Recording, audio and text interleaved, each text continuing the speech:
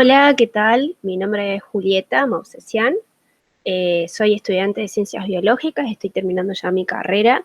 Actualmente soy consejera directiva y en esta oportunidad yo les voy a ayudar a adentrarse un poco en lo que es la segunda y tercera parte del cuadernillo de química. Para eso, lo que vamos a ir haciendo, como es estas dos partes que vienen son bastante teóricas y es lo que se espera es un repaso más que nada de lo que es el secundario. Yo les voy a estar presentando, si pueden ver en la pantalla, vamos a ver que vamos a empezar con lo que es la discontinuidad de la materia. Ya en la primera parte estuvieron viendo algunos conceptos sobre materia, sustancias, etcétera, que ya se estuvo dictando en la primera clase. Y ahora vamos a profundizar un poco más. Entonces, para poder comprender un poco lo que es la discontinuidad de la materia, tenemos que entender que aceptar esta discontinuidad de la materia exige, por un lado, suponer que todos los sistemas materiales están formados por partículas aisladas, establecer las características de esas partículas e interpretar las propiedades de la materia mediante esas características. Para ello, con el tiempo, los científicos de lo que se han valido mucho son con los modelos estructurales. Bien, estos modelos estructurales, como dijimos, nos ayuda a poder entender estos supuestos y para eso la mayoría de los que conocemos es la teoría atómico-molecular clásica de Dalton, en la cual está basada en tres postulados. El primero de ellos es que un elemento está constituido por partículas muy pequeñas, llamadas átomos, que ya conocen.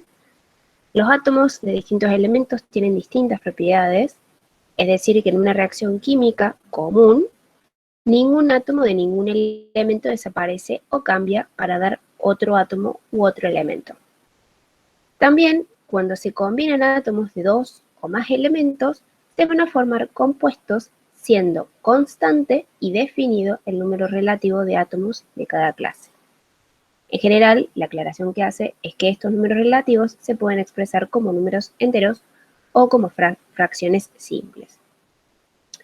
De nueva cuenta, esta teoría de Dalton es explicada por dos leyes básicas de la química que también están mencionadas en la primera parte, que es la ley de la conservación de la masa y la ley de la composición constante o definida.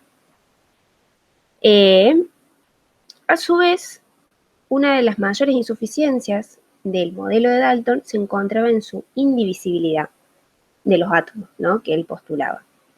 Igual con el avance de la ciencia, nuevos modelos fueron modificando esta hipótesis, sin embargo, aún sigue siendo cierto que en sí un átomo conserva sus propiedades mientras mantiene su integridad, por lo que no tiene significado real referirse a fracciones de átomos. Como pueden ver, lo que yo voy haciendo es ir leyendo con ustedes e ir tratando de ver si queda alguna duda y si no, seguir. Porque lo más seguro es que en los exámenes saquen frases prácticamente copiadas de lo que es el apunte. Ahora, los componentes de un átomo que nosotros conocemos, por un lado tenemos los electrones, que sabemos que es igual al número de protones, ya vamos a ver por qué.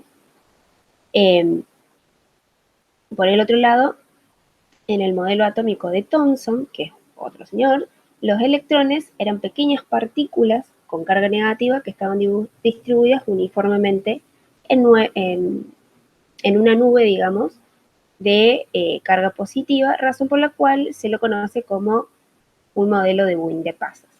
Ese es un dato más que nada anecdótico. Pero es sí para tener en cuenta que se contrapone la de Rutherford, que es la que más se entiende hoy por hoy, que en realidad la carga positiva del átomo se encontraba en el núcleo, en la zona central, que serían los protones, y mientras los electrones se encontraban distribuidos alrededor en las regiones que se encuentran exteriores al átomo, luego más definitivamente en lo que eran orbitales, y están cargados negativamente.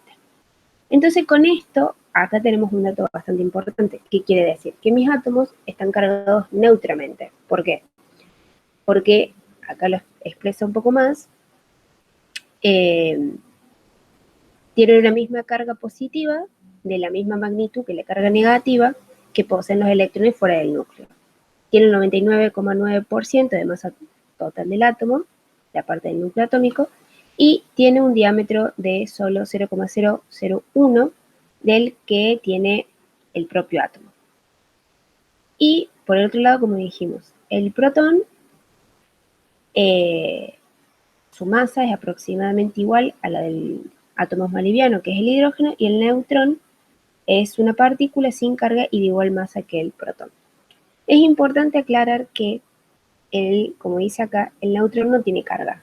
Entonces, el que da la carga, como dijimos antes, es justamente el protón, que se contrapone con la carga negativa del electrón para quedar neutro. Por eso, siempre que tengamos protones, vamos a tener la misma cantidad de neutrones. Ahora, esto de los elementos también ya se habló un poco en la primera clase. Sabemos que cada elemento es una especie con características físicas y químicas únicas y por lo tanto no puede ser recompuesto en sustancias más simples sin perder sus propiedades.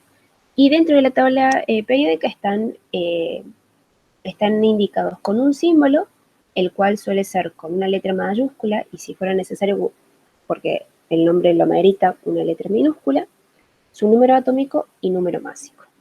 Bien, entonces volviendo, habiendo visto esto de los elementos, ya el símbolo es básicamente la forma en que representamos el elemento, que ya saben que por lo general va la letra en mayúscula y si es necesario se agrega una letrita en minúscula.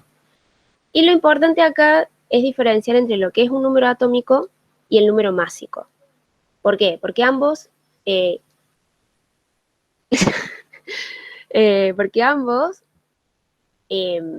nos van a decir cosas parecidas, pero no.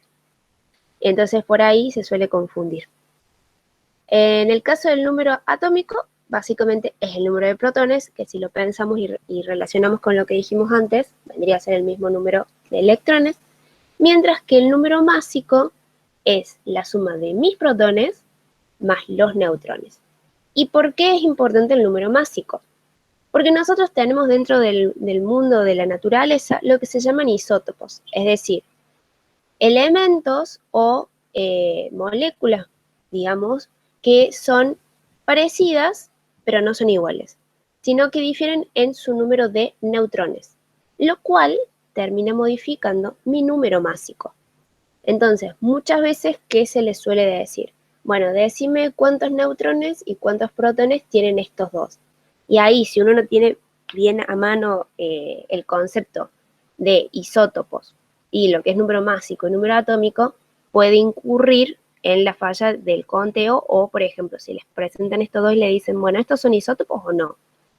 Y no conocen bien qué es cada cosa, ahí es cuando uno puede llegar a meter la pata. Si se fijan, muchas veces se lo van a poner así en el parcial, a mí lo que me está indicando el número de abajo es el número atómico, es decir, como dijimos antes, número de protones y electrones. Y el numerito de arriba va a ser el número másico, es decir, protones y neutrones. Si voy muy rápido, me dicen. Yo voy como rápido en esto porque sé que más o menos en el secundario algo de esto se ve. En cuanto a las moléculas, bueno, toda sustancia que esté formada por más de dos átomos, ya sea simple o compuesta, está constituida ya sea por moléculas, ¿hay algo que no se haya entendido hasta ahora? Por les voy a dar alguna pausa.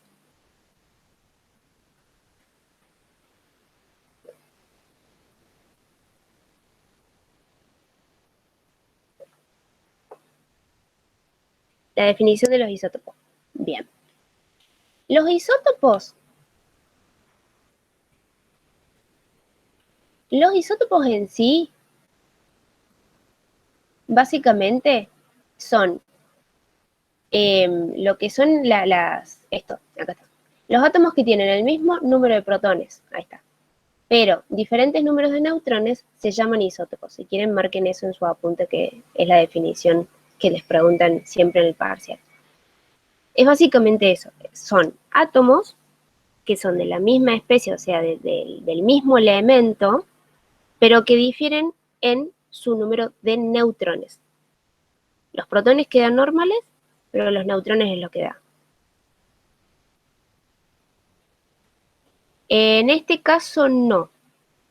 El número másico sería los 235, pero 238 es el otro número másico, pero del uranio 238, que es el isótopo del uranio 235.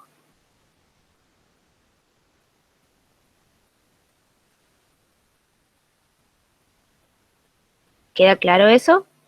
O sea, el número másico en el cuadrito este es básicamente lo que difiere entre estos dos isótopos.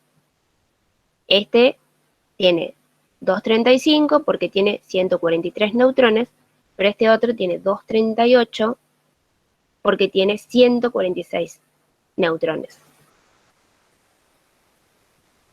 Exactamente. Dice, los isótopos se encuentran en la naturaleza o han ocurrido cambios químicos en los neutrones. En realidad, si ustedes se fijan, que vale la aclaración, por lo general cuando ustedes están con la tabla periódica, ¿vieron que su número másico muchas veces tiene una coma? No sé si tengo una mano. Bueno, suele ser, qué sé yo, por poner un ejemplo, el oxígeno creo que es 16, y algo. Bien, ese coma y algo viene de que en la naturaleza, justamente, no es que el elemento esté con un número másico definido, sino que tenemos rondando estos isótopos. Entonces, lo que luego se hace, que ya les voy a mostrar, es hacer como un promedio. Y del promedio de esos números másicos y de estos isótopos, se pone finalmente 1. Claro, justo como dice Fabrizio.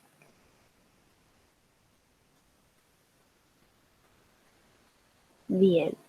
Siguiendo con las moléculas, como les dice, toda sustancia está formada, que esté formada por más de 2 átomos, ya sea una sustancia simple o compuesta, está constituida ya sea por moléculas o por lo que llamamos compuestos iónicos, que ya vamos a ver qué son. Y las moléculas pueden ser definidas de dos maneras distintas. De acuerdo con sus propiedades, una molécula es la menor proporción aislable de una sustancia. O sea, que una sustancia, si yo quiero como mirarla a un microscopio, lo más chico que voy a encontrar es una molécula. Y desde el punto de vista estructural, una molécula está constituida por una agrupación de átomos que están unidos, ¿sí? O yo escucho voces o me estoy volviendo loca. Y bueno, y la definición normal de moléculas que más o menos todos conocemos o manejamos es que está formado por más de un átomo que tienen entre sí un enlace covalente. Y según una relación numérica constante y entera. Pero bueno, lo importante es esto, que es la unión de dos átomos mediante un enlace covalente. Bien. Aclaraciones que hace el apunte es que no existen fracciones de moléculas de una especie específica, o sea, eso se entiende, creo yo, es. Después, cuando a la molécula la componen 2 o más átomos, estos se encuentran unidos por fuerzas, bueno, llamadas covalentes, que se suelen simbolizar de esta forma, que es la que denominamos fórmula molecular. Bien. Molécula se entiende, es sencillo dentro de todo. Ahora, ¿qué es la atomicidad? Cuando ustedes le estén preguntando por la atomicidad de cierto compuesto, básicamente lo que quiere decir es que dentro de una molécula, cuánta cantidad de átomos la integran, cualesquiera que sean estos. ¿A qué se refiere? ¿Por qué? Porque ustedes pueden tener, como dice acá, una molécula que esté integrada por un solo átomo, como es este caso. Pueden tener que sean diatómicas, como puede ser estos, y fíjense que son del mismo elemento o pueden ser de elementos distintos, como es en este caso, pueden ser triatómicas y así sucesivamente.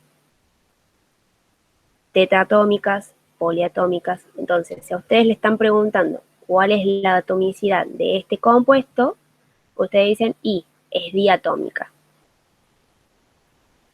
Porque estamos hablando de la cantidad de átomos. Y bien, y de acuerdo... Perdón. Uy, Sí, perdón, Juli. no, no Tengo sé. una pregunta. Si nos llegan a preguntar por eso de la atomicidad, nosotros tenemos que hacer la fórmula esa de el número de Avogadro.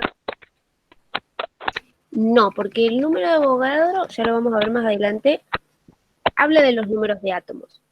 Pero son los números de átomos que yo tengo en lo que es, ¿vieron? Más adelante, no sé si alguno habrá llegado, pero lo deja exactamente, lo deja bastante claro. ¿Dónde está?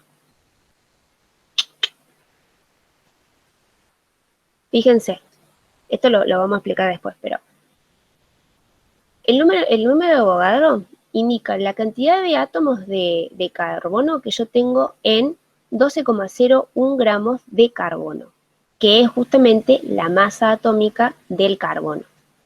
Entonces, no confundamos eso que tiene que ver con la masa atómica a cuántos átomos me están formando una molécula.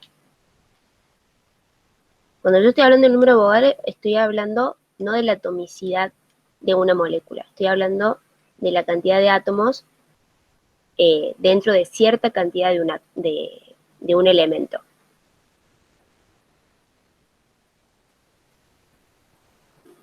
Pam, pam, pam, pam. Ese número estaba compuesto por moléculas. Sí, también se puede utilizar para lo que es la cantidad de moléculas. Eso ya lo vamos a ir viendo a medida que vayamos avanzando. Entonces, en resumen, de acuerdo a la cantidad de átomos que componen a las moléculas, se puede llegar a dos conclusiones. Primero, que no hay sustancias compuestas o compuestos cuyas moléculas sean monoatómicas. Porque si ya recuerdan las definiciones que vimos, si es monoatómica, no sería una sustancia compuesta. Y en las sustancias simples puede haber moléculas de distinta atomicidad.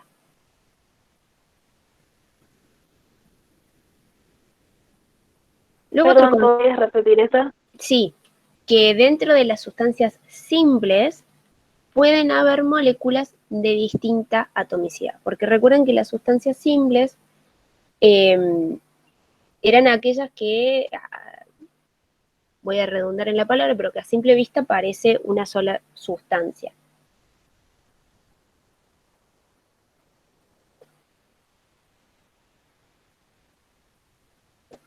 Si me escuchan tragando es porque tomo un poco de café.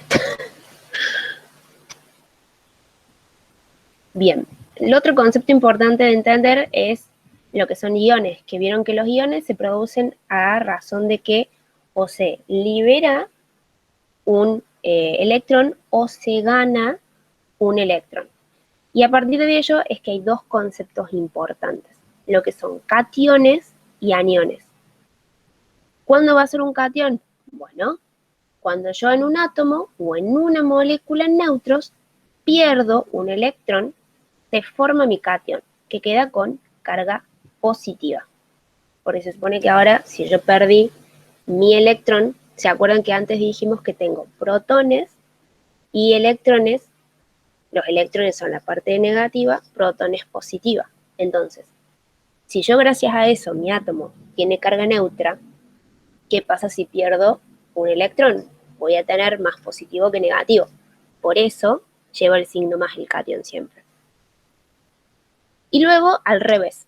Si mi átomo neutro o la molécula termina ganando un electrón, ahora voy a tener más carga negativa. Entonces, por eso es un anión. Lo que hay que tener por ahí más ducho son estos numeritos de acá.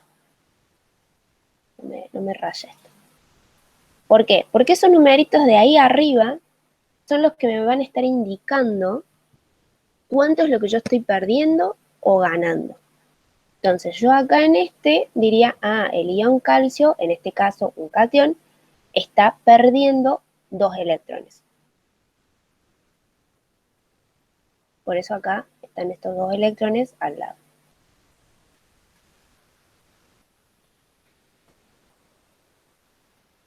Bien, esto es lo que les dije yo recién, que hay que señalar que cuando se forma un ion, el número de protones del núcleo no se altera, siendo el número de electrones el que aumenta o disminuye.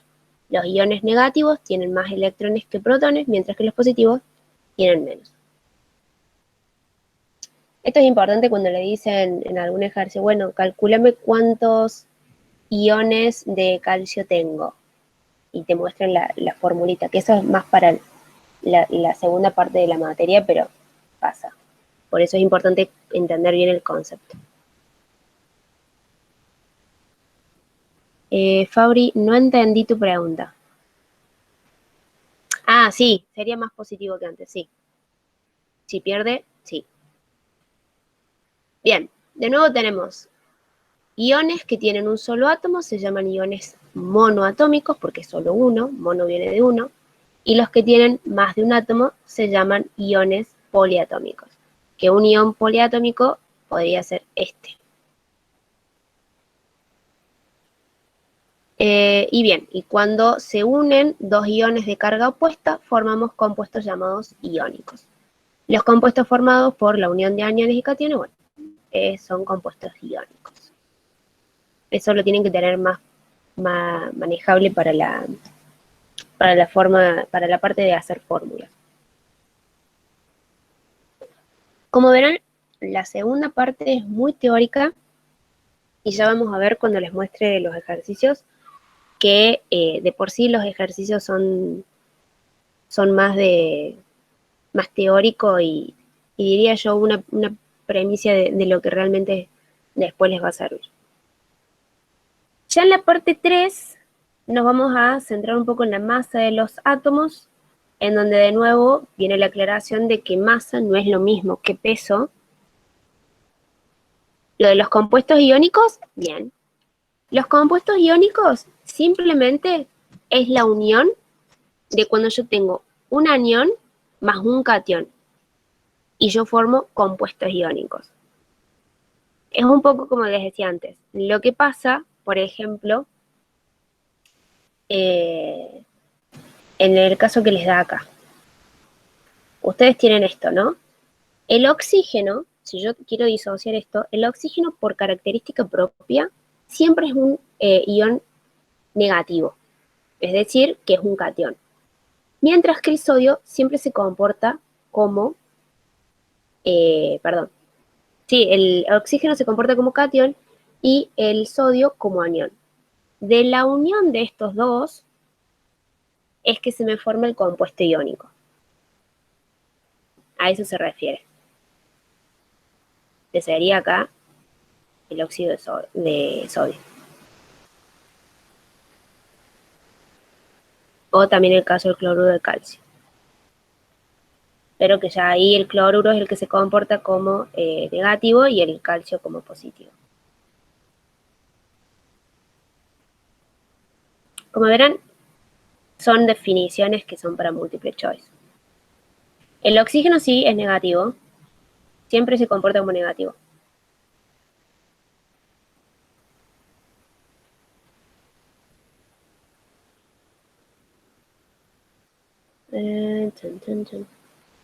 Bien.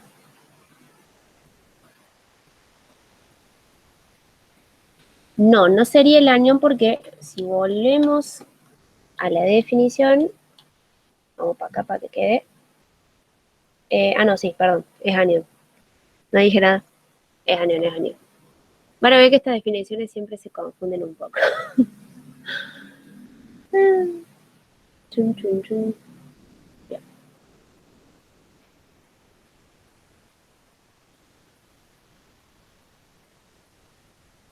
Sí, hay una excepción pero no los quiero confundir por ahora porque eso también es más para el tema 4 o tema 5. Bien, como dijimos antes, hay que diferenciar entre lo que es masa y peso, porque no es lo mismo, y acá el apunte lo deja muy en claro, y suele ser una pregunta múltiple choice. La masa de un cuerpo básicamente es la magnitud que depende únicamente de la cantidad de materia que yo tengo de ese cuerpo y posee unidades específicas. Ahí vamos, Guadalupe. Lo que es gramo, kilogramo, libra, etc. Hago paréntesis. Calcular cationes y aniones ya lo vamos a ver con ejercicios prácticos porque van a ver que muchas veces utilizamos como ayuda lo que es el número de Avogadro, porque sigue la misma lógica que cuando yo quiero saber cuántos átomos tengo en 100 gramos de cloro, por ejemplo. Entonces, o en un compuesto, una sustancia, cuántos gramos tengo del ion cloruro. Bueno, utilizo también el número de Avogadro. Cierro paréntesis. Por otro lado, el peso es ya cuando depende del campo gravitacional que soporta, o sea, la cantidad de gravedad que tiene. Por esta razón es que dos cuerpos con la misma masa van a tener un peso distinto, ya sea en la Tierra o en la Luna, que es lo que todos en alguna vez nos han mostrado en el colegio, de cuando dejamos caer un ladrillo y una pluma en la Tierra, mientras que cuando lo hacemos en la Luna caen juntos, y en la Tierra primero termina cayendo el ladrillo. Pero eso es mucha física y no vamos a andar en eso acá, porque si no, nos vamos a confundir más. Bien, con respecto al número másico, de nuevo, y masas atómicas, este valor, básicamente el número másico, es un valor representativo de cada átomo, ya que isótopos de un mismo elemento, como les dije antes, pueden tener números másicos distintos. Por lo cual el concepto más cercano al número másico es el de masas atómicas o masas atómicas relativas. La masa en sí atómica de un elemento es un número que nos va a decir cuánto pesa en promedio, como les dije antes, el átomo de un elemento en comparación con el átomo de otro elemento. Y acá es la famosa explicación de que básicamente lo que se utilizó fue el carbono 14 porque era el más abundante, y de ahí se estableció las unidades de masa atómicas, que es el UMA. ¿Qué es lo importante de entender del UMA? Que suele confundir. Que, como lo dice el nombre, yo estoy hablando de cuánto es la unidad de masa, de la unidad de masa atómica con respecto a mi átomo de carbono, ¿sí? Pero ¿qué pasa? El UMA no es algo que yo pueda pesar en la realidad, porque no tengo ninguna balanza que me pueda pesar UMA. Es por eso que a esos UMA se los ha hecho equivalente a lo que es gramos. Pero no sé exacto, pero claro, es lo mismo. En un mol de un elemento tengo tantos gramos, pero cuando en los ejercicios tengan que trabajar, a veces dicen, uy, no me dio los gramos, pero me dio UMA. Es cambiarle el UMA por gramos. Aclaro eso porque a veces se genera la confusión. Bueno, las masas atómicas elementales y abundancia isotópica, que es un poco lo que ya les había mencionado antes. Denme 2 segunditos.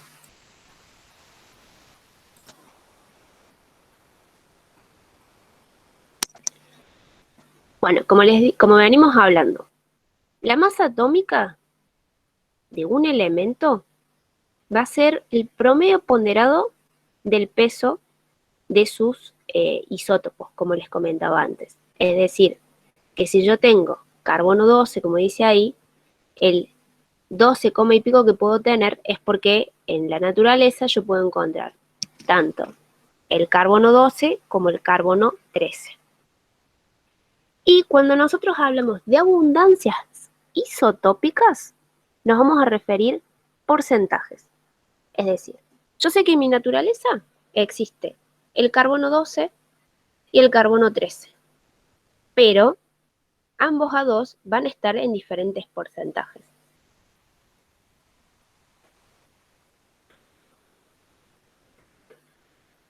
Eso va a depender le contesto a Yara Figueroa, depende de lo que te pregunte. Si a vos te está pidiendo cuántas unidades de masa atómica tiene, vas a contestar en UMA. Ahora, si a vos solamente está pidiendo la masa, o básicamente, vas a contestar en gramos. Ahí está lo que puede llegar a confundir. Bien, con respecto, como les decía, a las abundancias isotópicas se refiere a los porcentajes que yo tengo dentro de la naturaleza de cada uno de estos isótopos. Que acá, por ejemplo, les da el ejemplo de que yo del carbono 12 tengo el 98,9%, mientras que del 13 tengo solamente 1,1%. Entonces les dice que esto quiere decir que el 98,9% de los átomos de carbono tiene una masa atómica de 12 UMA y solo 1,1 13 UMA. Entonces yo conociendo estas dos cosas, o sea, las masas de isótopos individuales y las abundancias isotópicas de cada uno, o sea, los porcentajes, yo de ahí es que puedo sacar mi masa atómica total del carbono. ¿Cómo lo voy a hacer? Bien, esta formulita sí se la van a tener que aprender de memoria. Básicamente lo que yo tengo que tomar en cuenta es la masa atómica de mi primer isótopo, ¿sí? Por el porcentaje o la abundancia de ese isótopo sobre 100. Eso le voy a sumar lo mismo, pero del segundo isótopo, es decir, la masa atómica que yo tengo de mi segundo isótopo por la división realizada entre el porcentaje de abundancia que tengo de mi segundo isótopo sobre 100. Déjenme que termino con esto y ahí veo la pregunta. Entonces, pasados a números para que quede un poquito más gráfico, yo voy a tener 12, como veíamos antes acá, por su abundancia, 98,9, como veíamos acá, sobre 100. Eso más 13, que es el del segundo isótopo, por su abundancia o porcentaje dentro de la naturaleza, que estaba acá el 1,1, sobre 100. Y eso me da que finalmente la masa atómica del carbono es de 12,011 UMA. Pero, Juli, ¿cómo sacamos la abundancia? La abundancia siempre se las van a dar. Ah, bien. Igual, esta semana no, pero ya uno de estos días les voy a subir un ejercicio que suele implicar un poco de matemática de por medio, en donde a ustedes le dan un par de abundancias y un par de masas, y ustedes tienen que averiguar lo que es la abundancia de uno de esos isótopos. Y bueno, y se hace con un despeje de X. Es un poco un lío, pero ayuda mucho a entender esta formulita. Sí, a la pregunta que dice, para responder con UMA, entonces es cuando preguntan la unidad de masa atómica, sí. ¿Quedó claro esto de cómo calcular la masa atómica de carbono a partir de la masa de sus isótopos y las abundancias isotópicas o porcentajes? Porque esto suele trabar un poco. ¿Lo podrías repetir, por fin? Sí, sin drama. Dice, la abundancia de cada isótopo siempre es de dato. Como dije, por lo general, sí. Ya vamos a ver un ejercicio que les da un par, pero hay dos que tienen de incógnita y uno dice, pará, me diste un par, dame otro más para que saque el otro, sino como hago el despeje, pero hay formas.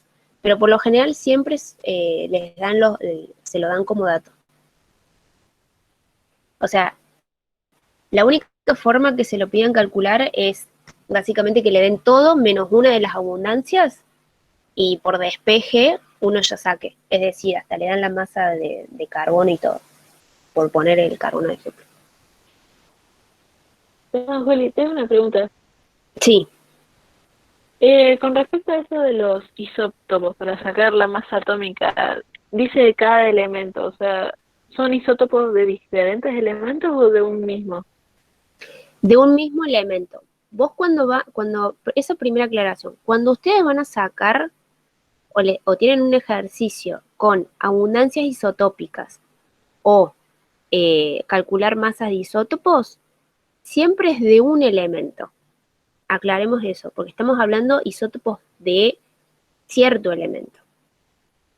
Entonces, en este caso que estamos trabajando con carbono, lo que se hace es trabajar con dos isótopos como ejemplo, que es el carbono 12 y el carbono 13, que esas son sus masas. Y trabajar con las abundancias relativas, o mejor dicho, abundancias relativas no, abundancias isotópicas o porcentajes, que son 98,9 para lo que es el carbono 12 y 1,1 para lo que es carbono 13. Yo con esos 4 datos, si yo, por ejemplo, este valor no lo tuviera, yo puedo calcular la masa atómica del carbono.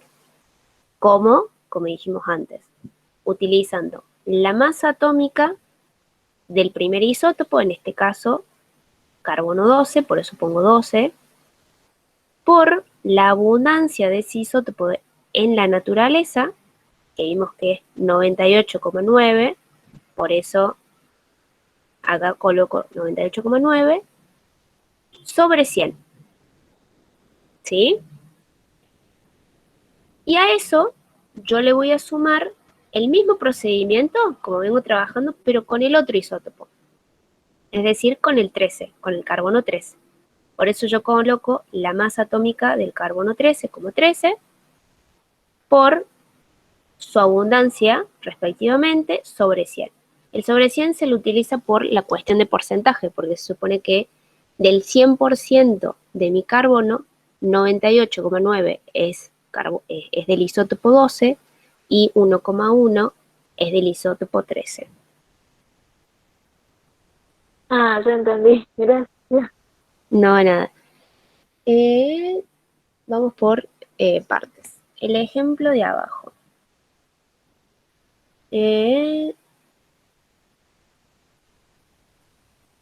Las masas atómicas sí, pero en las masas atómicas que ustedes van a encontrar en la tabla periódica es justamente esta, ya la sumatoria de los isótopos. Es como que ya alguien les hizo el trabajo, básicamente. Lo que pueden hacer es que a partir de este dato, y supongamos no supiera que es carbono 13, es decir, que este valor no está, con todo lo demás, a mí me pueden pedir, decir, bueno, ¿cuál es el isótopo?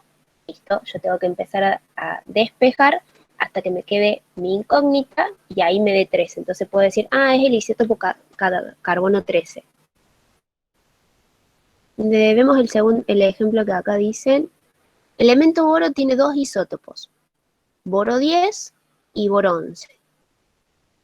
Sus masas en la escala del carbono 12 son 10,01 y 11,01 respectivamente. Es lo mismo que esto, pero lo aclaro. La abundancia del boro 10 es de 20%. Entonces, le dice, pregunta 1, ¿cuál es la abundancia entonces del boro 11 y cuál es la masa atómica del boro? Lo que acá básicamente tienen que hacer es como muestra acá. Yo sé que la suma de mis abundancias, como dije antes, es 100, por eso acá tenemos un 100 debajo de las abundancias. Entonces, si yo sé que la abundancia total, ¿sí?, tiene que darme 100, si yo le resto la abundancia que ya me están dando por dato, que es la abundancia del boro 10, yo puedo así calcular cuál es la abundancia del boro 11. Básicamente, esa parte se entiende hasta ahí, ¿no? O sea, si yo sé que entre las dos abundancias me tiene que dar 100, le resto la de la que ya conozco y saco la abundancia del otro. Ya con la abundancia y con mis valores de masas de ambos isótopos, yo puedo calcular cuál es la masa atómica del boro. ¿Cómo? Con la reglita de acá arriba. Entonces, reemplazando voy a tener que la masa atómica del boro va a ser igual al 10,01 por su abundancia, que ya me la habían dado por datos, sobre 100, más los 11,01 del otro isótopo, por 80, que es lo que acabo de calcular, del boro 11, sobre 100. Y así descubro que la masa atómica del boro es 10,81.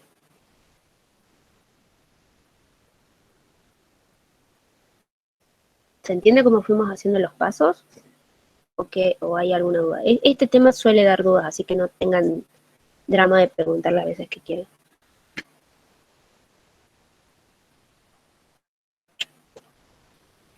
Bien, volvemos de nuevo al ejercicio. Yo tengo dos isótopos, boro 10 y boro 11, que están acá arriba. Estos son los dos isótopos con los que yo estoy trabajando. Y a su vez el ejercicio lo que me señala es que sus masas son 10,01 y 11,01 respectivamente. ¿Por qué les aclaro esto de escala del carbono 12? Por lo de saber que estamos hablando de UMA, básicamente. Es una indirecta muy directa. Y a su vez también, además de darle estos datos de sus masas, le da la abundancia de lo que es boro 10, que es 20%. Pero nos quedemos bien fijo que es 20. Entonces, lo primero que me pregunta es, bueno, listo, con lo que yo te estoy dando, ¿cuánto es la abundancia del boro 11? Y yo digo, bueno, si yo sé que la naturaleza entre estos dos isótopos me hacen el 100% de la abundancia que yo puedo encontrar de este elemento en particular que es el boro, se supone que si yo a ese 100% le resto la abundancia que es 20 del boro 10, eso me va a dar la abundancia del otro isótopo, que básicamente da 80. Por eso les dice que la abundancia del boro 11 va a ser igual a 100 menos 20, porque le descuenta el 100% de las abundancias el 20 que ya conocemos. El 5 de abajo, recordemos que es el número atómico, es decir, la cantidad de protones y electrones que tiene el boro.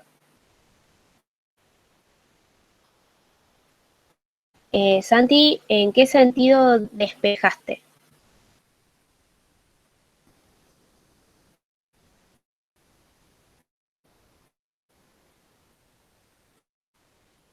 Si no podés hablar, anda escribiéndolo y sigo.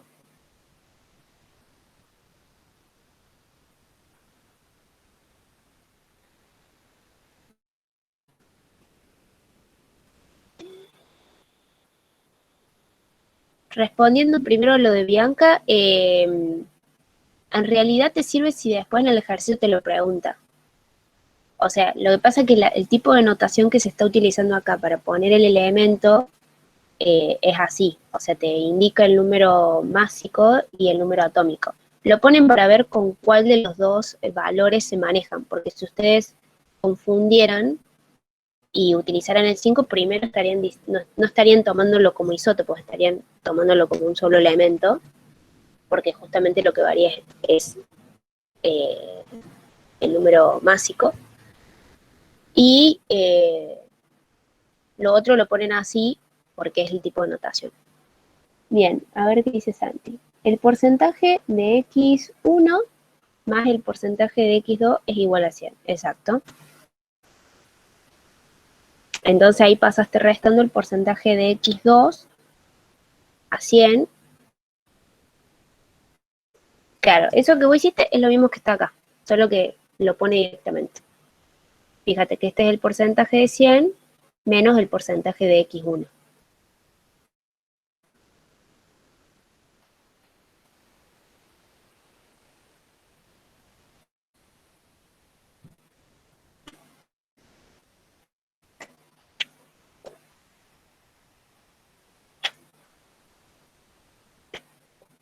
Bien, y luego avanzando, ya en la pregunta del ejercicio dice, bueno, ahora que ya sabes la abundancia del boro 11, ¿por qué no me sacas la masa atómica total del boro?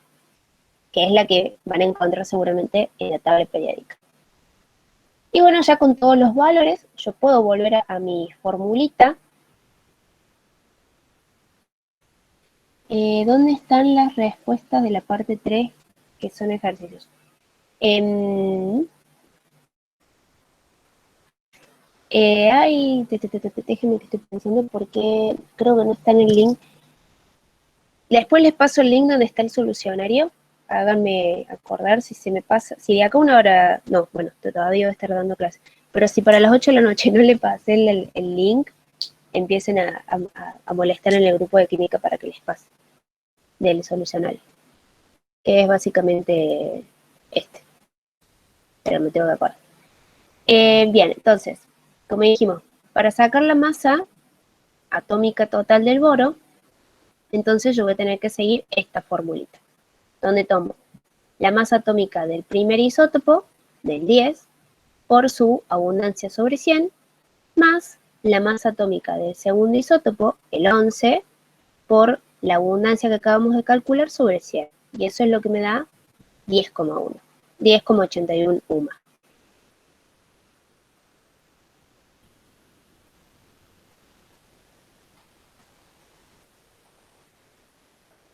Bien, y ya acá ya llegamos a lo que es la masa de átomos individuales y el número de Avogadro, en donde básicamente lo que les hace hincapié el apunte es que en química en general basta con conocer la masa relativa de los átomos.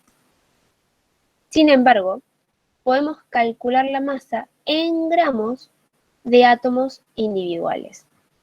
Además, la UMA no es una unidad convencional de medida, ya que si necesitamos usar una determinada masa de una sustancia sólida, emplearemos una balanza para pesar, entre comillas, porque ya dijimos que no hablamos de peso, sino de masa, la cantidad elegida expresándola ya sea en gramos o en kilogramos.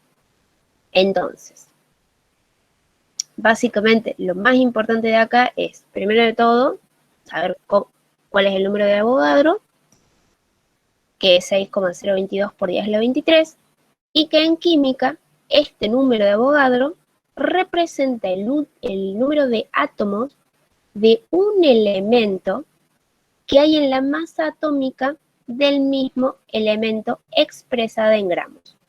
Es decir, cuántos átomos yo tengo dentro de la masa atómica que podemos encontrar en la tabla periódica. Por eso les da estos ejemplos de que ustedes tienen 6,022 por 10 a la 23 átomos de carbono en 12,01 gramos de carbono. Y así sucesivamente en los demás ejemplos. ¿Para qué les va a servir esto? Que básicamente eso, que el número de Avogadro va a ser la cantidad o va a representar el número de átomos que yo tengo en un elemento, de un elemento, mejor dicho, que hay en la masa atómica de ese dicho elemento, pero expresada en gramos. Porque volvemos lo mismo. No es lo mismo UMA que gramos. Nosotros utilizamos el mismo valor numérico, pero no es lo mismo. Porque en UMA yo estoy diciendo que el carbono es 12, no. El sodio, por ejemplo, es 32,06 veces más grande que un átomo de carbono, cuando yo hablo de UMA.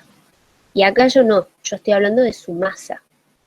Es decir, digo, pesa 32,06 gramos.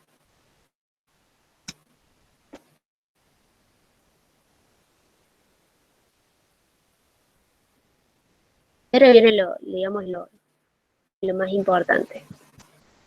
A ver, ¿qué dice? O sea, por ejemplo, si tenemos dos átomos de un elemento, la cantidad de átomos de estos dos elementos juntos sería el doble, ¿no? Exactamente.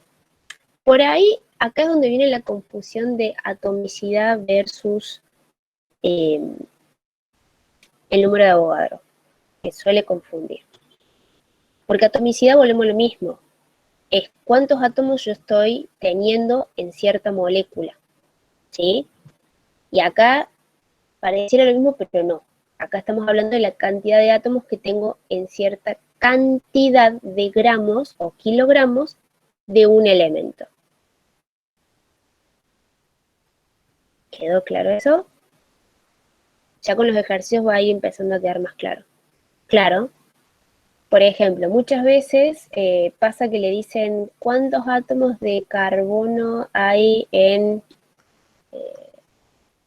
ahora no voy a encontrar ninguno. Pero por ejemplo, ¿cuántos átomos de hidrógeno hay en esta molécula de agua?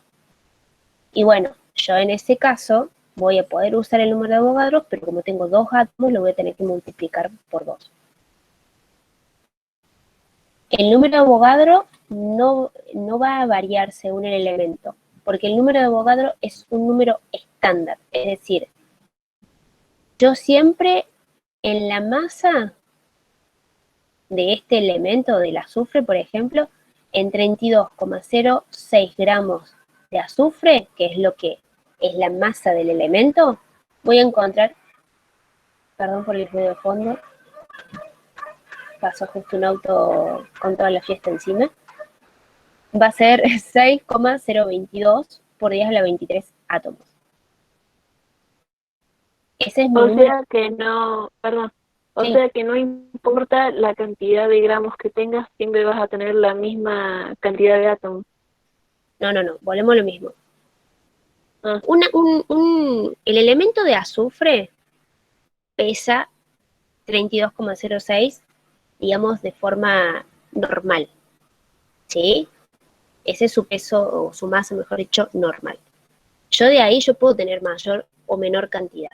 Yo lo que estoy diciendo es que de forma estándar, en 32,06 gramos de azufre, yo voy a encontrar esa cantidad de átomos. Ahora, si yo en vez de tener 32,06 tuviera 10 gramos de azufre, ahí no. Ahí voy a tener que hacer una regla de 3 simple y calcular cuánto hay en esos 10 gramos. O sea que no es que voy a tener siempre el mismo valor. Va a depender de la cantidad de gramos que yo tenga de ese elemento. ¿Dónde dice de cobre? Bien, volvemos a lo mismo de antes. Cuando yo estoy hablando de masa atómica, ¿sí? Recuerden que estamos hablando y nos estamos basando del valor normal que tiene, en este caso, el cobre, que era en UMA, pero como yo no puedo utilizar UMA, utilizo en gramos, ¿sí? ¿Qué quiere decir?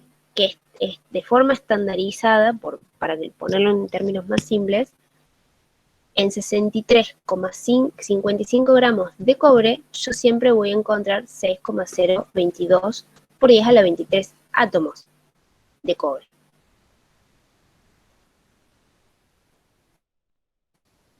¿Sí? Ya cuando empecemos a ver los ejercicios van a entender a cómo cosa, porque por ahí confunde así verlo muy teórico.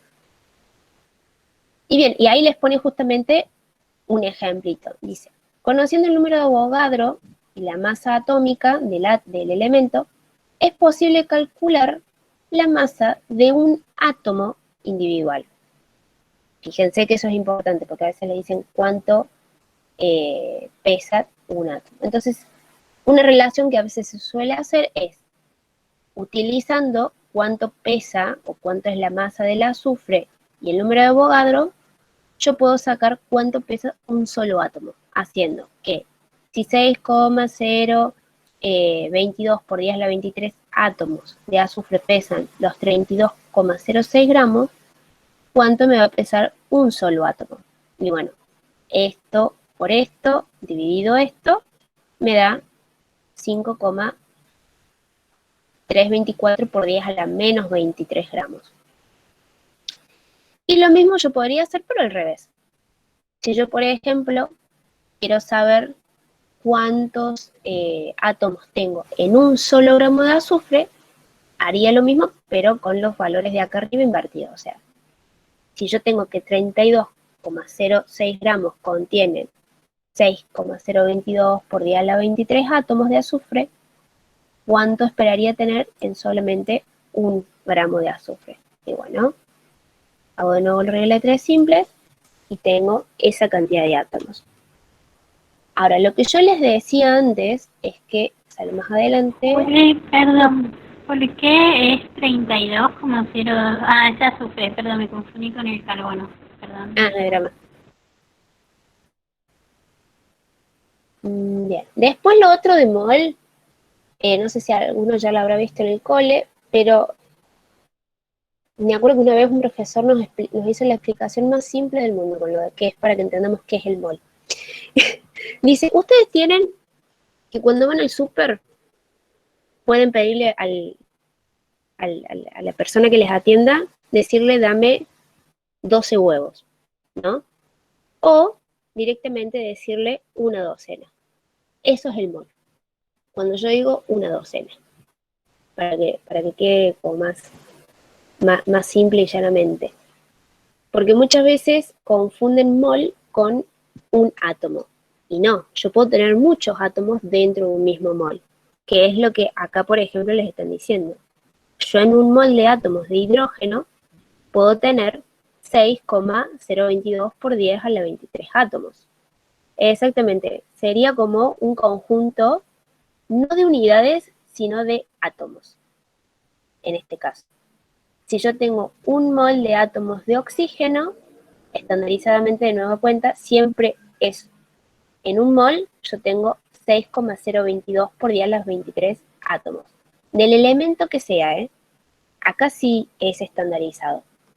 Un mol de cualquier elemento tiene la misma cantidad de átomos de ese elemento, ¿sí? Ahora, ¿para qué me sirve esto? Bueno, volvemos a lo mismo de antes.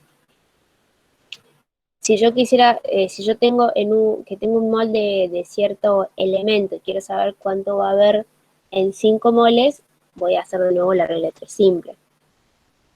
Exactamente, un mol valdría lo mismo que el número de Avogadro. Lo que le hace acá una aclaración es que ustedes pueden tener un mol de átomos, un mol de moléculas o un mol de electrones, incluso un mol de iones. Hago la aclaración. Por eso les digo que también se puede utilizar el número de Avogadro para calcular iones, ya sean cationes o aniones. Entonces, como verán, se queda estandarizado en ese sentido. Lo único que va a cambiar es de lo cual yo me estoy refiriendo. Átomos, moléculas, electrones o iones.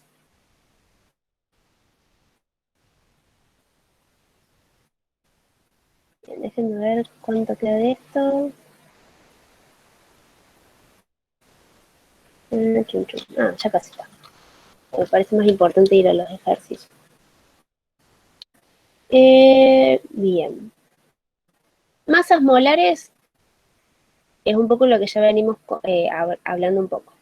Definido ya el número de Avogadro y su relación con lo que es la masa atómica, que ya hemos visto antes, se puede calcular entonces fácilmente la masa en gramos de un mol de átomos. Por lo cual, en general, un mol de átomos de cualquier elemento pesa X gramos, donde X es el peso atómico del elemento expresado en gramos. ¿Sí? Un ejemplo, esto lo pone muy claro. Un mol de hidrógeno contiene 2 moles de átomos y pesa 2 por lo que sería 1,01 gramos, que es lo que pesa cada átomo de hidrógeno, mejor dicho, cada átomo no. Sí, cada uno de los dos que está acá incluido, entonces sería 2,02 gramos. Lo mismo pasa con un mol de esta molécula que es de agua, contiene 2 moles de átomos de hidrógeno y un mol de átomos de oxígeno y pesa entonces, multiplicando 2 por 1,01 gramos más los 16 del oxígeno, les queda 18, 18,02. Por lo cual, en general, podemos decir que para cualquier sustancia que un mol pesa X gramos, donde X es el peso de la fórmula, es decir, la suma de los pesos atómicos de la fórmula. Es decir, más en palabras simples, el peso de los elementos involucrados. Y bueno, y acá les da algunos ejemplos como para que vean en donde el sodio tiene una masa relativa, que es lo que veíamos antes, de unidades de masa atómica, y una masa molar, que es lo que comentaba antes, lo mismo, pero gramo por mol. Es decir, que en un mol yo tengo esta cantidad de gramos. Y lo mismo lo va mostrando, pero para cuando tengo dos átomos unidos o si estoy con una molécula. Pero como verán es sumar.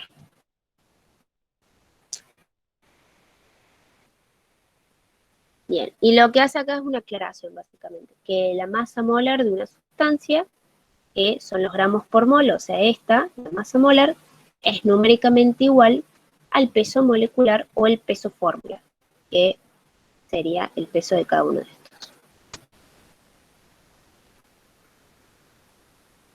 Una aclaración, pero que no es arbitraria, tenemos que cuando hacemos estos tipos de ejercicios, lo aclara ahí en colorcito, debemos conocer bien su fórmula y escribirla correctamente. Esto sobre todo para el segundo parcial, que ahí sí les hacen escribir fórmulas.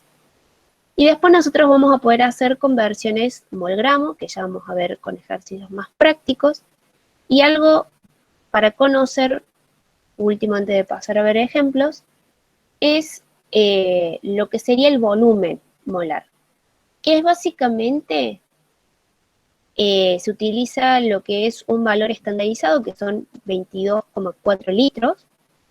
Si lo tuviera que usar en mililitros, lo paso en mililitros, que se utiliza, es un volumen constante que tengo en un mol tengo esa cantidad de litros, siempre y cuando me encuentre en condiciones normales de presión y temperatura, que suele estar abreviado con esto y a veces confunde con estas letritas. ¿Qué va a ser las condiciones normales? Una atmósfera y 0 grados. ¿Por qué es importante conocer esos dos valorcitos? Porque muchas veces en algunos ejercicios dice, bueno, calcular el volumen de oxígeno que hay en una atmósfera y 0 grados centígrados. Y les dan otros valores además de ese, ¿no? En un mol. Entonces ustedes como que si no saben que estas son las condiciones normales, no se van a dar cuenta que les estaba hablando de los 22,4 litros. Entonces eso es importante que lo conozcan. Después lo que hace es como les muestra cuáles son las unidades para presión y temperatura que se pueden utilizar, que eso se lo tienen que aprender de memoria, cuánto es una atmósfera en miligramos de mercurio o en torr, y cuánto sería la temperatura tanto en Kelvin como en grados centígrados.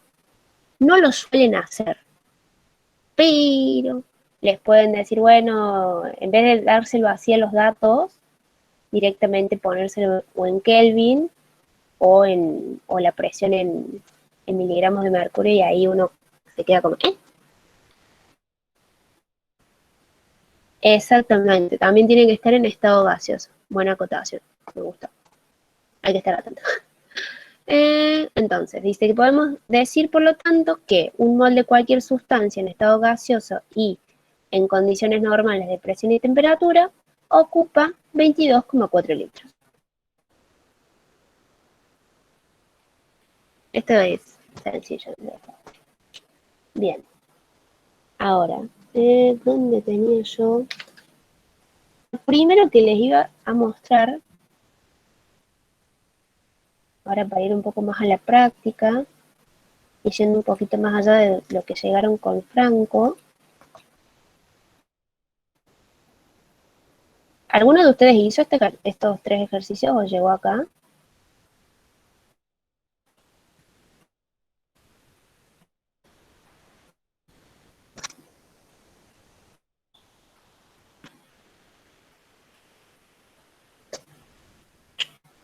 ¿Cuáles son esos, Juli? Están en la página 57, después de la primera parte. Ah, ok.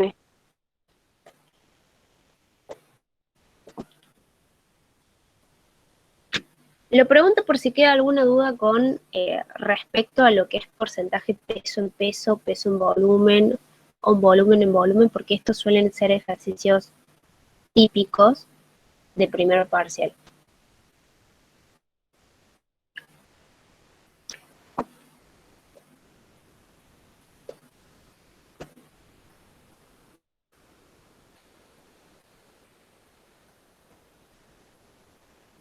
Bueno, déjenme que...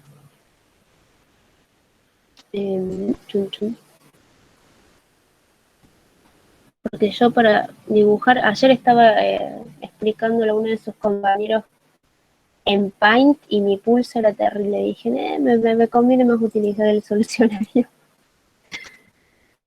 El día que tenga el poder adquisitivo me compraré una de esas tablas que uno puede dibujar, mientras seguiré usando fotos. 69.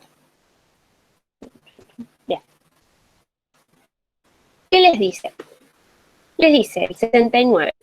Se desea preparar 200 mililitros de una disolución acuosa de cloruro de hidrógeno al 10% peso en peso, la cual deberá tener una densidad de 1,02 gramos por mililitro. Esto es lo mismo que si en vez de acá de un -1 hubiera una rayita entre el gramo y el mililitro. Entonces, para poder preparar esos 200 mililitros de la disolución, ¿cuál es el peso, primero de todo, de soluto que necesito? Y la segunda pregunta les dice, ¿cuál será la concentración de la solución en porcentaje de peso-volumen? Entonces, yo lo primero que tengo que hacer, por lo general y siempre recomiendo, es anotar los datos que me está dando el ejercicio. Y recomendación doble, siempre traten en lo posible, si el ejercicio se los permite, trabajar con datos. ¿Por qué lo digo? Porque a veces uno dice, pero con este resultado que me dio quizás me sirve para la segunda parte. Y si ese resultado estaba mal, arrastra error. No siempre el resultado lo voy a necesitar. A veces sí, por ejemplo, en este ejercicio sí lo necesito. Pero en otras veces no. Puedo seguir trabajando con los datos. Traten de seguir trabajando con los datos. Entonces, en 200 mililitros de disolución, como decía acá, yo tengo que esta disolución acuosa está al 10% peso en peso. Pero yo quiero saber cuál es el peso del soluto que necesito teniendo en cuenta que tiene esta densidad. Entonces, eso es simple. Para eso voy a utilizar la fórmula de densidad. ¿Por qué? Porque tengo la densidad, tengo los porcentajes, ya tengo gran parte. Entonces, ¿qué voy a decir? Que si yo tengo que mi densidad es de 1,02 gramos sobre mililitro, ¿cuánta masa necesito de mi soluto si yo quiero formar 200 mililitros de esa disolución acuosa? Y bueno, utilizo los 200 mililitros como volumen y de ahí despejo y saco la masa. ¿Sí? La segunda dice, bueno, ahora que sacaste cuánto tenés de soluto para formar esos 200 mililitros, coméntame entonces cuál sería la concentración nueva de una solución, pero en porcentaje peso sobre volumen. Bueno, yo digo, listo. Estos 204 gramos de soluto ya vimos que lo calculamos para 200 mililitros. Y si se acuerdan, cuando yo hablaba de porcentaje peso en volumen, yo hablaba de la cantidad de soluto que tenía en 100 mililitros de mi disolución o la solución. Entonces simplemente volvemos a despejar. Si en 200 mililitros yo tengo 204 gramos del soluto, ¿cuánto puedo llegar a tener en solo 100 mililitros? Entonces, 102 gramos. ¿Cuál sería la respuesta? En forma más explicada, más bonita. Bueno, pondría 102 porcentaje peso en volumen. No sé si más adelante en las respuestas sale, creo que sí. ¿Ven? ¿Dónde está? Chun, chun.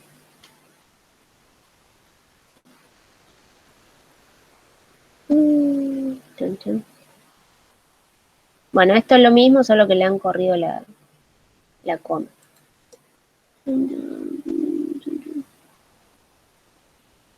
Esperen un cacho. Porque yo me acuerdo que me había dado. ¿Puede ser que me haya copiado una coma? ¿Alguien me ayuda a corroborar?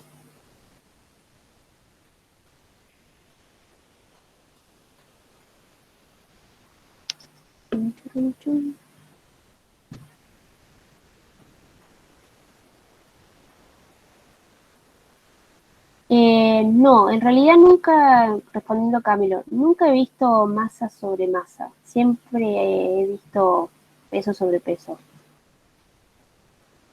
Déjenme ver. 1,02 por... Está bien.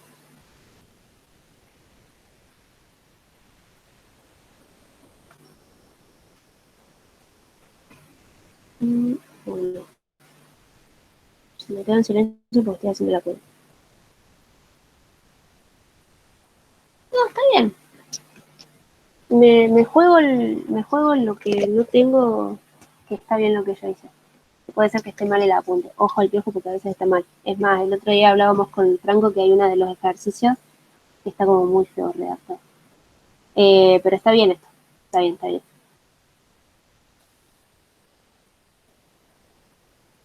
Bien. ¿Se entendió? Era simple ese, pero suele ser de parcial. ¿Queda alguna duda? Me dice.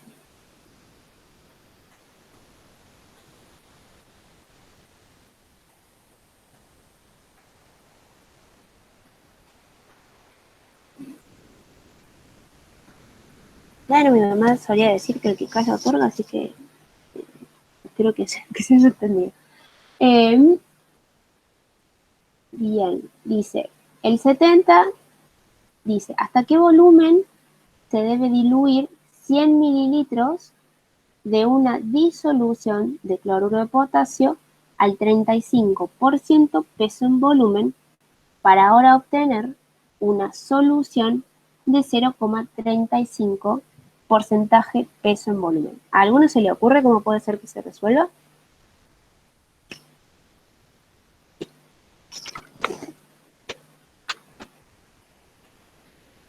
Juli, ¿en qué página estás? Porque no veo si compartir pantalla, no estoy pudiendo verla para ver el 50, ejercicio. en la 57. Ok, ¿de cuál? No es el examen, sino el apunte. Dice 57 también la página. El ejercicio 70.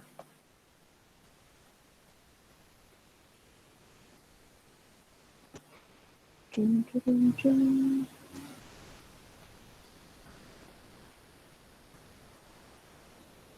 Bien, acá dicen regla de 3, usando la masa de la mezcla. ¿Alguna otra idea?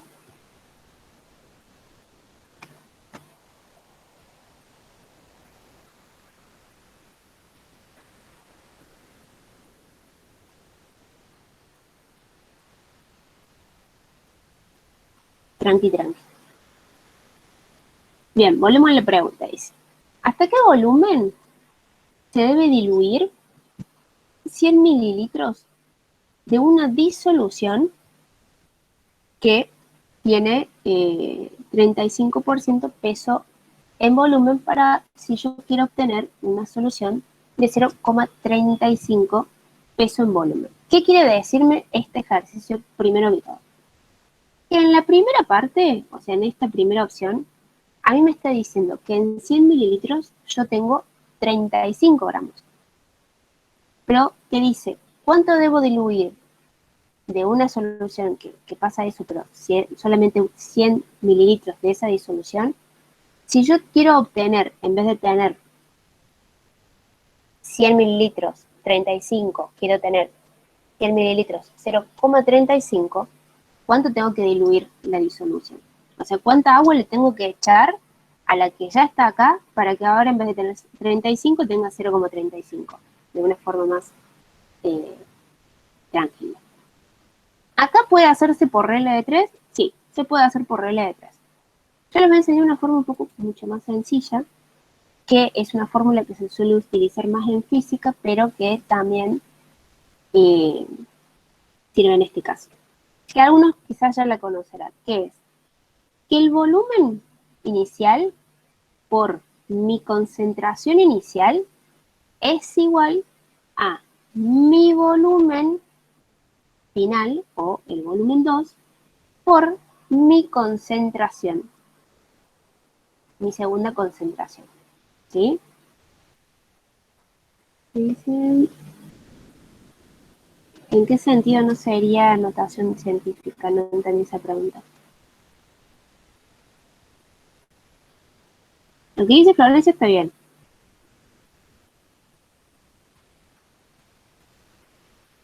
Porque es lo coherente. Pero no entiendo lo que dice Guadalupe ahí.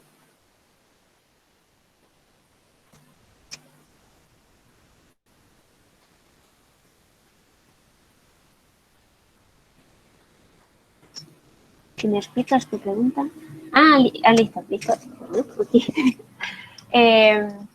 Entonces, si yo sé que mi volumen inicial es los 100 mililitros, porque yo sé que tengo 35 gramos de 100 mililitros, yo ahora quiero saber cuánto lo tengo que diluir, es decir, cuánto tiene que ser mi nuevo volumen, ¿sí? Para yo ahora, en vez de 35, tenga 0,35. Entonces, mi volumen se va a convertir en mi incógnita.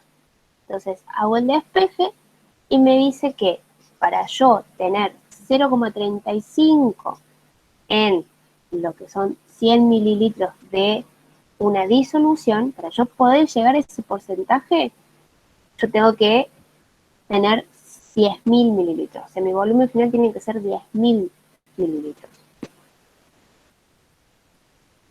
¿Se entiende la relación?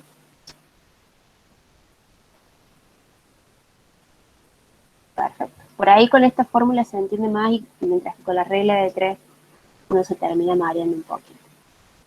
El 71, que es un poco... sí, no, Lucas. Te digo sí, no, porque si te lo preguntan, quizás te lo ponen con otra forma y se confunde, por eso. Bien, el 71, ese se lo voy a dejar de tarea, porque viene un poco de la mano de lo que ya vieron antes. Y ahora sí, vamos a ir a lo que vimos hoy, para ver qué tan claro quedó. Y ahí ya para los que me preguntan la página, se les digo, acá está. La página 121. Ahí. Ya se me contracturó todo el cuello.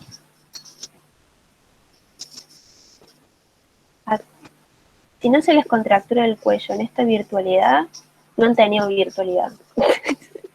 Se lo digo por experiencia. Yo terminé diciembre después de las clases con un dolor de espalda que yo dije, prefiero ir a los bancos de madera de la facultad, y me hacen doler la espalda todavía más, pero me mata tanto estar en la computadora. Bien, fíjense que acá van a tener preguntas muy teóricas, y yo acá lo que señalé son dos ejercicios que por lo general se terminan preguntando en lo que es en la ejercitación de los parciales. El primero es el 76, que dice, indica el número de protones, neutrones y electrones en cada una de las especies químicas.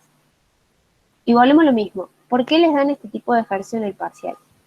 Simple y llanamente para saber si ustedes logran diferenciar que cuando hablamos de esto, hablamos de una cosa, y cuando hablamos de esto otro, hablamos de lo otro.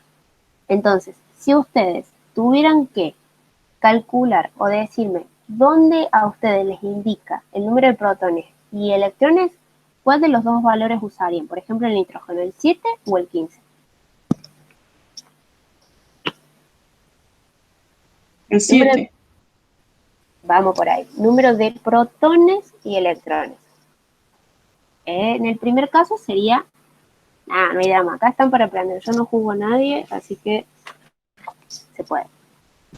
Es mejor que se equivoquen ahora que en el parcial, por así decirlo.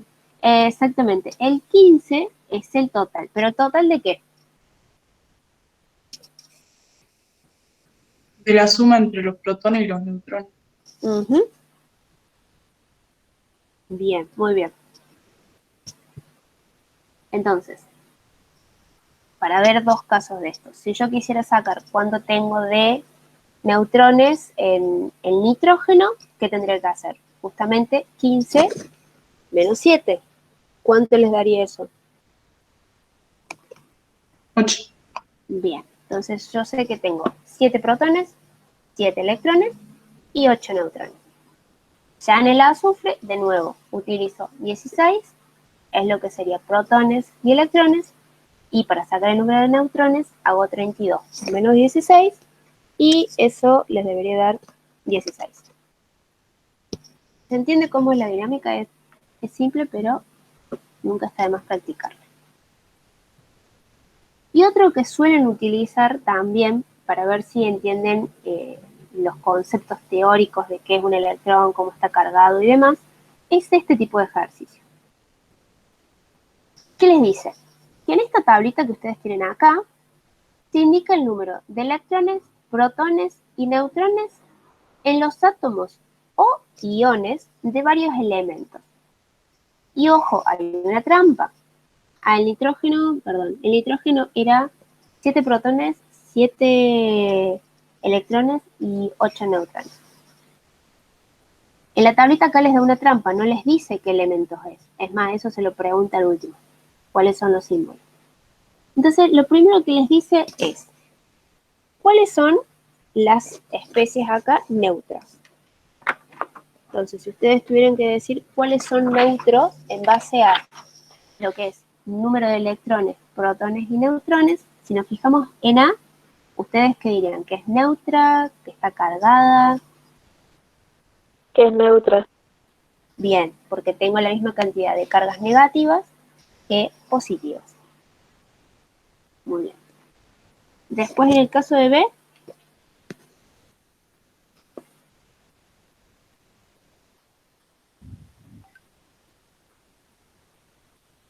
También sería neutra. se nos dividió el pueblo. Entramos en grieta. No, en este caso, sí, como dicen acá, sería negativa. ¿Por qué? Porque tengo mayor cantidad de electrones que de protones. En el caso de C,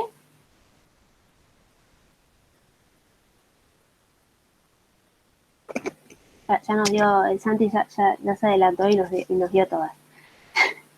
Pero está bien, o sea, el A, el F y el G son neutras, porque volvemos a lo mismo. Las cargas positivas y negativas me los dan los protones y neutrones, protones y electrones. Entonces, si yo tengo el mismo valor de ambos, como es en estos 3 ejemplos, tengo que estar en neutros. Ahora, ¿qué pasará en el caso del C? Si se fijan, las otras preguntas que dice es cuáles están cargadas negativamente y positivamente. C está cargada positivamente. Exactamente, porque tengo más protones que electrones. En el D, de nueva cuenta, tengo más positivo que negativo.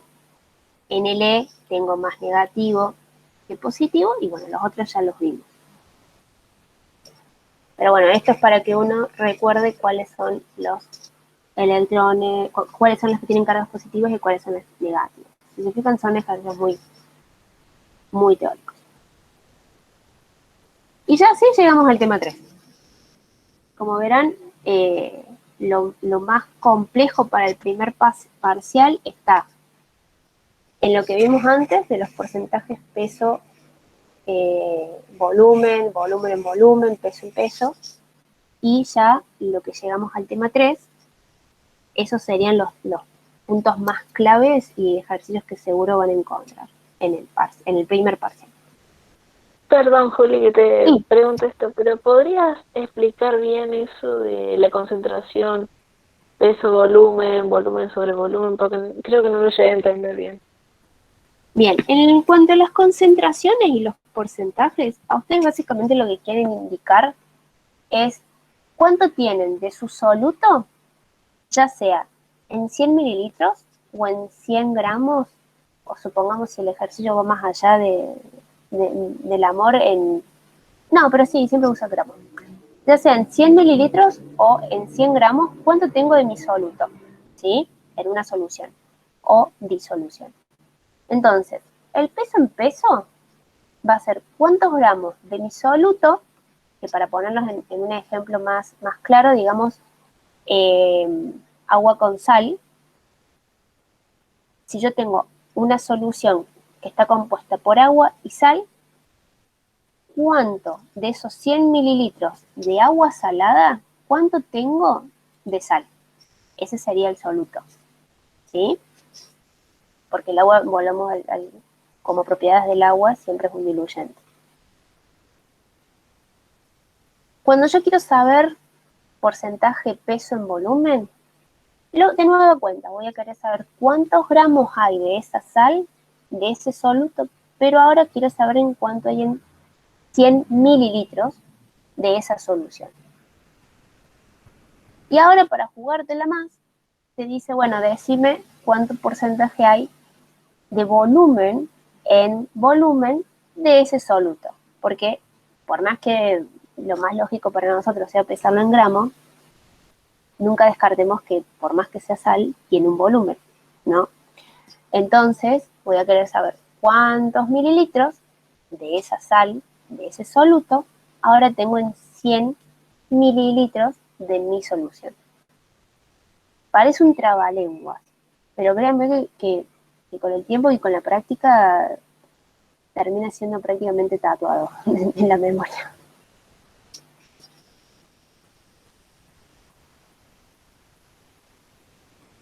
Bien, de esto del tema 3, si se entendió, sigo, si no, díganme.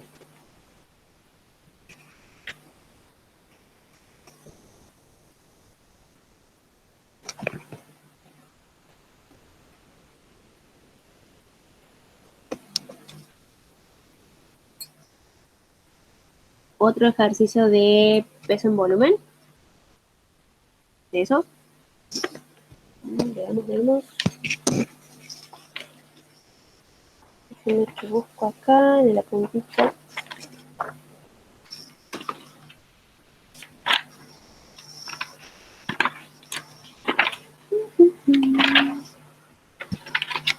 No quiero hacer todos los últimos porque si no...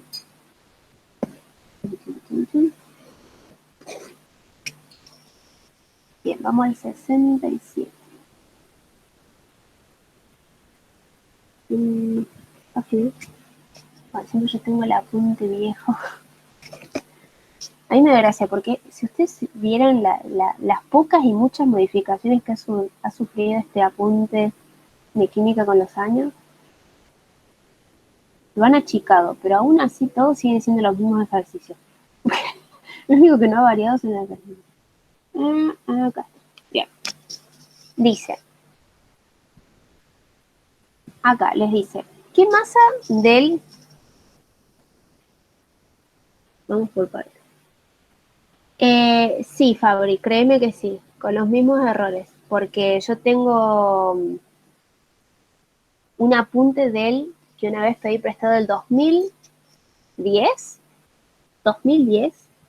después agarré otro que es del 2016 y después tengo el PDF y sí, se repiten, solo han sacado contenido en realidad, porque se empezaron a dar cuenta que hay muchas de las cosas que después la ven durante la carrera. Así que imagínense. Pero lo bueno es que pasó de tener como 200, no, sí, casi 200 páginas, tenía el del 2010 y este ahora tiene 150, así que le han sacado. Bien. Dice, ¿qué masa de hidróxido de magnesio, vamos practicando un poco las nomenclaturas, estarán contenidas en 250 mililitros de una disolución 0,15% peso en volumen? Y acá me dirán ustedes cómo lo podrían hacer. Así lo digo todo yo.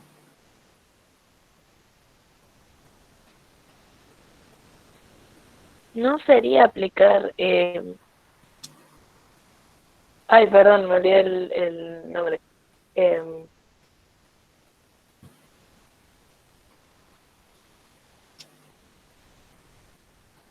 Perdón, densidad igual a masa sobre volumen. ¿No te da ahí la densidad? Pues la... No, creo que no entendí.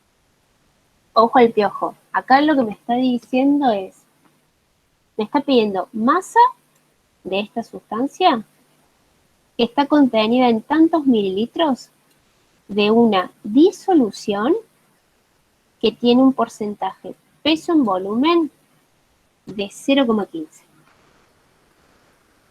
Ojo al piojo porque no estaba mencionando la densidad. ¿Alguien más? ¿Quién da más? 0,15 gramos del hidróxido de magnesio están contenidos en 100 mililitros de solución. Exacto. Entonces, si haces Exacto. la regla de 3 simple, pones abajo de los 100 mililitros los 250 y lo multiplicas. Después lo dividís. Muy bien. ¿Cómo te llamas? Perdón que no me salen los nombres. Candela. Candel. Muy bien. Vamos por ahí. Vamos a ver más visualmente porque no me deja hacer. Ya está. Fíjense, a mí me está preguntando masa. Yo quiero saber cuánto de esa masa necesito en 250 y sé que esta disolución tiene un porcentaje de nuevo de 0,5% peso en volumen. Como dijo Candela, esto a mí me está indicando que en 100 mililitros, déjenme ver si esto me ayuda a rayar, sí. En 100 mililitros, pues rayé mucho, tengo 0,15 gramos de hidróxido de magnesio. Pero yo quiero saber cuánto voy a tener en 250 mililitros. Entonces digo, listo, bueno, si yo en 100 tengo esto, en 250 mililitros voy a tener esto otro. De nueva cuenta, haciendo esto, los 250 por los 0,5 dividido los 100. Ustedes dirán, uy, che, recalca mucho, pero créanme que a veces nos pasa como estudiantes al principio con química que no sabemos bien la regla de 3 simple. Por eso quizás Franco ayer hizo hincapié de si la entendían bien, porque literalmente. La regla de 3 simple hasta te sirve para hacer las compras, gente. Perdón, Juli, esa concentración que aparece ahí, el 0,15, ¿por qué se pasó a gramos? Por la concepción y el concepto que tenemos de qué es porcentaje peso en volumen. ¿Te acordás que yo comenté cuando di como las 3 definiciones? Es, cuando yo hablo de porcentaje peso en volumen, estoy diciendo cuántos gramos de mi soluto tengo en 100 mililitros de la, en este caso, disolución. Por eso es que yo cuando tengo esto, me indica que tengo 0,15 gramos en 100 mililitros de la disolución. Exactamente, siempre 100. Vamos a ir por partes. Me dijeron el 46. 46, 46.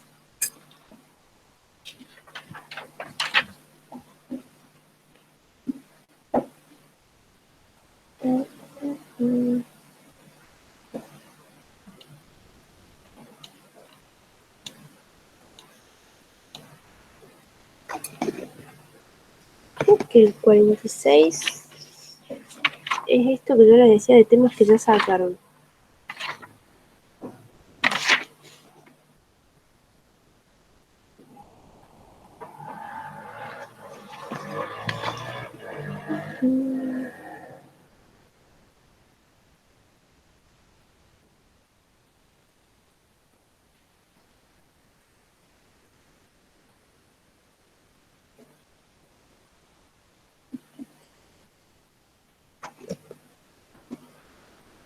Sí, esto es de... No, esto no se lo preguntan. O sea, no les quiero hacer perder tu tiempo, pero esto no se los preguntan. Así que ven cuando digo que dejan ejercicios que no van. Esto no. Don't worry, be happy. Hasta las 6 de la mañana. No sé si lleguemos hasta las 6 de la mañana. Claro, por eso. 45 y 46 son de calor específico que no va. No, eso no hace, o sea, no lo dan. Por eso les dije la autoevaluación que hay al final de la primera parte. Si se fijan, está en esto, si son procesos endotérmicos y exotérmicos, y eso están los apuntes viejos. Bien, el otro que habían dicho creo que era el 85 del tema 3. Pam, param, pam, param, pam.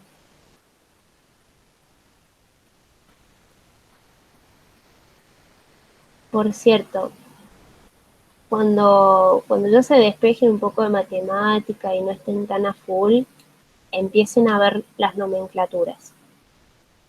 Por favor. Porque muchas veces las nomenclaturas son como las reglas ortográficas. Hay que practicarlas, hay que leerlas, hay que estar machacando constantemente cómo termina tal cosa y a veces no, cuando las están viendo a las apuradas ya sobre el tiempo, te ponen nerviosos. Bien, el 85. Bien. El 85, lo que les está preguntando básicamente, bueno, el micrófono, es, ahí como dice, los pesos moleculares relativos o pesos fórmulas, que se acuerdan que ya los estuvimos comentando antes, de cómo se calculaban. Y para hacerlo más simple y llano, básicamente lo que ustedes van a tener que hacer, ¿qué sería? Irse a la tabla y fijarse lo que es el peso que tiene el hidrógeno, que ya habíamos dicho que era 1, el del azufre y el del oxígeno, ¿sí? Pero ¿qué pasa? En el caso del hidrógeno yo lo tengo 2 veces, o sea, tengo 2 átomos, así que ese peso lo voy a tener que multiplicar por 2. El del azufre lo tengo solo, exactamente como puso Fabricio. Va muy bien. Entonces, yo a eso lo voy a tener que sumar todo y eso me va a dar el peso. Pero ¿qué dice? Pesos moleculares relativos, ¿sí? Y si nos vamos de nuevo hacia arriba, ¿a qué nos referimos cuando hablábamos de pesos relativos o pesos fórmula?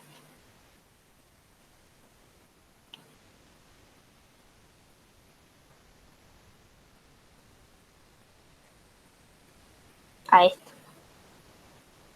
Entonces, ¿qué va a pasar? Yo voy a tener que poner mis respuestas en UMA. Ahí es cuando les digo que tienen que manejar bien la diferencia entre qué es masa relativa y masa molar. Porque si a mí me pidiera la masa molar, yo tendría que poner el mismo numerito, pero en gramo por mol. Igual, Fabri, me parece que ahí hubo una falla acá. ¿Pero la suma es igual? La suma sería, como dice acá justo, miren, es el mismo compuesto. Sería 2 veces Bien. hidrógeno, o sea, si el hidrógeno Sí. pesa 1, es 2 por 1. El azufre está solo una vez y pesa 32,06, más 4 veces 16 porque yo tengo 4 de oxígeno. Ahí está, ahí está. Eso lo sumo y me da el total en 1, o sea, el peso de la fórmula. En uno. Bien. Gracias. De nada.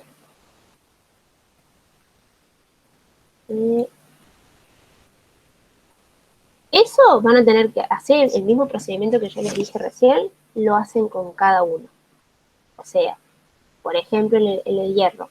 Se fijan cuánto pesa el hierro, a eso le suman el peso del fósforo y a eso le suman 4 veces el peso del oxígeno. Y así con cada uno de esos. Esto si quieren, los pueden también hacer de tarea para practicar. Y viendo que faltan solo 10 minutos, vamos a ver este ejemplito para que vean cómo aplicamos el número de Avogadro. Y ahí después les paso en el grupo de química, les paso algunos ejercicios para que puedan hacer. Y el sábado por la tarde, no les digo que tengamos clase porque es sábado y sé que se complica para todo el mundo, incluida yo, pero sí podemos sacar dudas con respecto a eso. ¿Qué dice? Los que están entre paréntesis, ¿cómo sería? A ver. Ah, bien, los que están con paréntesis es todo un tema. No, mentira, no es todo un tema. Pero es todo un tema en cuanto al orden. No, el sábado por la tarde. Yo si quieren a la siesta le digo, miren chicos, ¿cuántos les dio en el 90? O tuvieron problemas para hacer el 90 y lo vamos resolviendo por WhatsApp si quieren. Fíjense que el orden con el cual yo voy a tener que ir haciendo es de adentro hacia afuera. ¿En qué sentido? A esto, al peso del aluminio, supongamos que pese 60, lo hago por 2. ¿Sí? Hasta ahí estamos normal. A eso, ¿qué voy a hacer? Primero voy a sumar lo que está dentro del paréntesis. Es decir, hago el peso del azufre más 4 veces el peso del oxígeno y a esa sumatoria es lo que recién multiplico por 3. Una vez multiplicado, recién ahí le voy a sumar el aluminio.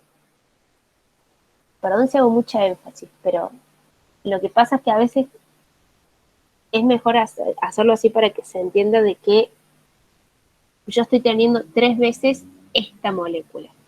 ¿Sí? ¿Se entendió en ese caso? Primero, como en matemática, primero resuelvo lo de adentro del paréntesis y después me voy para afuera. En el caso del 90, si se fijan, dice, ¿cuál es la masa en gramos de un solo átomo, de uno solito, de los siguientes elementos? Por ejemplo, ahora no me va a salir el nombre, perdonen, no me va a salir. Mercurio. Mercurio, gracias. Gracias. El mercurio. Entonces, a mí el único dato que me da maliciosamente es eso, el elemento. Entonces, ¿qué voy a decir yo? Volvemos lo mismo. Como dice acá el compañero, yo sé que por la tabla periódica el mercurio pesa 200,6 gramos. ¿Sí? Y volvemos lo mismo. Si yo sé que un mol de mercurio pesa eso, porque ya lo hemos visto antes, pesa eso, y yo sé que al mismo tiempo un mol de este mercurio va a contener los 6,02 por 10 a la 23 átomos, ¿cuánto va a pesar entonces un solo átomo?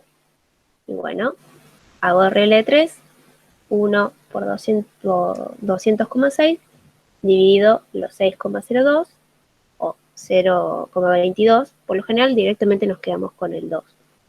Pero si lo quieren más completo el número, entonces mi respuesta es esta. 3,33 por 10 a la menos 22 gramos. Un consejo que yo solía hacer cuando empezaba con química, trataba de entender si lo que me estaba dando el resultado era coherente. ¿A qué voy?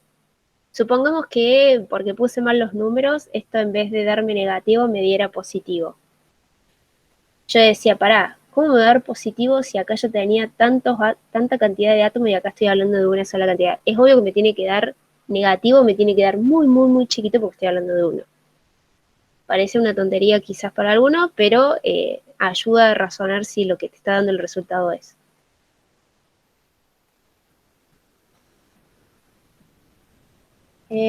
Guadalupe, ¿qué dices? No se podría explicar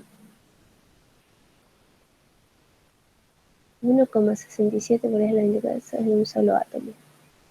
No entiendo tu pregunta. ¿De dónde sacas ese valor?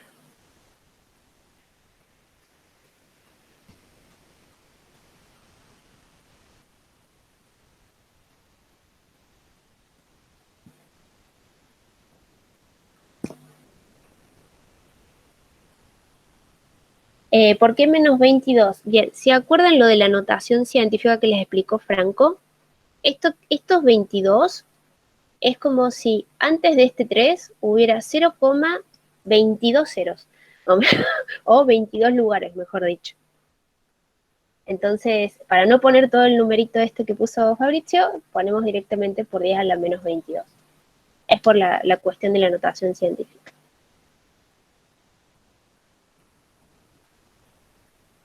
Bien. Pregunto, ¿queda alguna duda? Si tienen alguna duda, díganme. Si no, bueno, tienen el WhatsApp. Como dije, van a ver que esta semana con Franco fuimos rápido, pero porque es intensivo. Y en los intensivos, si alguna vez alguno tiene la oportunidad, o esperemos que no, pero de hacer lo que son materias de la carrera en verano, que se dan los intensivos de verano, se dan en 2 o 3 materias, no muchas, pero si alguna vez le toca, es como que se ve la mayor cantidad de la materia en poquito tiempo, porque se hace más un repaso.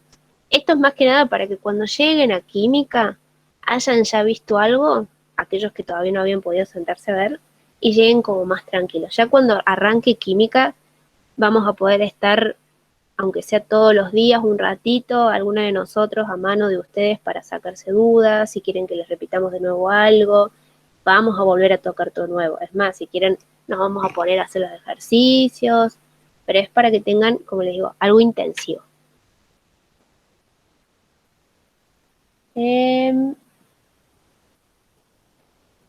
Euge, ¿este ejercicio decís vos?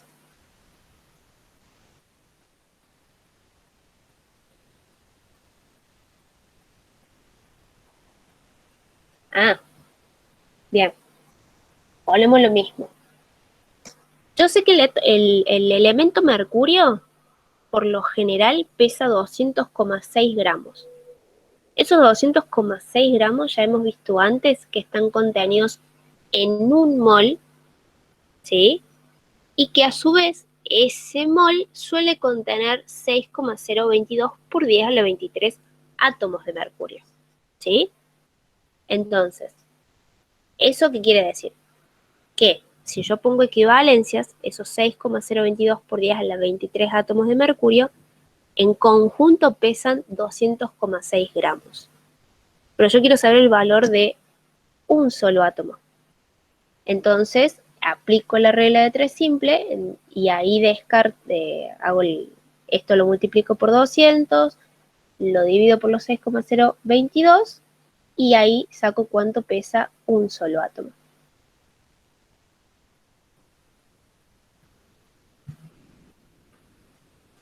Ay, gracias. Créanme que es de ayuda. Yo cuando ingresé no había todo esto. Así que igual también era otro tipo de ingreso. Me acuerdo que a nosotros ni siquiera nos daban teórico los profes. Directamente iban, el profe de química más que nada, los de matemática no. Pero los de química entraban al curso y decían, bueno, ¿cuántos ejercicios hicieron? ¿Cuál es su duda? Así todos los días. Y yo era, no, dame algo de teórico, pará, aguantá. No vi nada del teórico. Yo soy de las que se duchó el día del que empezó el cursillo, o sea. Pero bueno, por suerte era algo que ya había visto en el secundario y no me costó tanto.